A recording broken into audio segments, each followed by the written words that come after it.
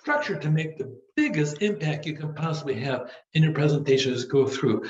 As you build it, organize it, translate the major headings into titles for slides, build your bullet points, boom, boom, boom. Every slide, have a heading that means something, and that way it prepares the viewer for what's going to come next on your slides as you go through.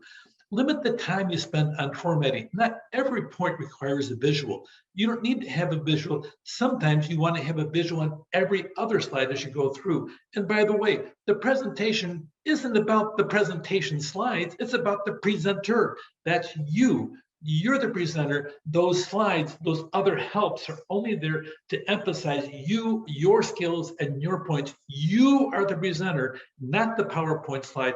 You put too much stuff up there, people are going to sit there and spend time reading and not listen to think, point number 7. Point number 8. They're going to look up there, and it's not about you. You're not the presenter. All of a sudden, the PowerPoint slide is it. Knock it off, focus in. You be the presenter. You control the content, not the PowerPoint control you as you go through. Go beyond the standard options. Use fresh, different ways of doing things, and make certain you proofread, proofread, proofread, just like we've been talking about. Edit, edit, edit, edit, edit, edit, edit. Sometimes you sit down, there's too many lines really. On this one here, you got one bullet point, you got 3 lines underneath it. Proof for errors. Keep it down to the minimum as you go through. And is the slideshow appealing? Is it readable? Does it capture the attention? And does it sit down there and cover what you want to talk about as you go through? 7 steps for a powerful presentation. Start with a text. First of all, select the background and fonts. Choose images that communicate your message. Sometimes you want to use compare contrast as you go through. A bunny and a puppy, that really is a nice contrast.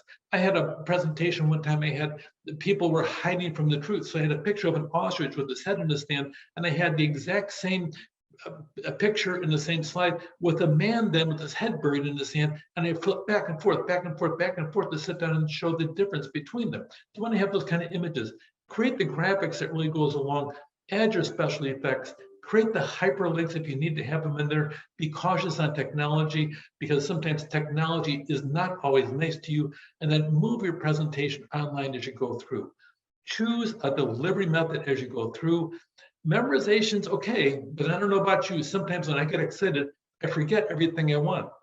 Reading from notes is okay. You sit down there and you have these notes over here. And sometimes the notes hide your face and people can't see what you're saying. And sometimes you focus more on your notes because you're worried about the audience sitting out over there. The best thing to do it is really extemporaneous presentation as you go through.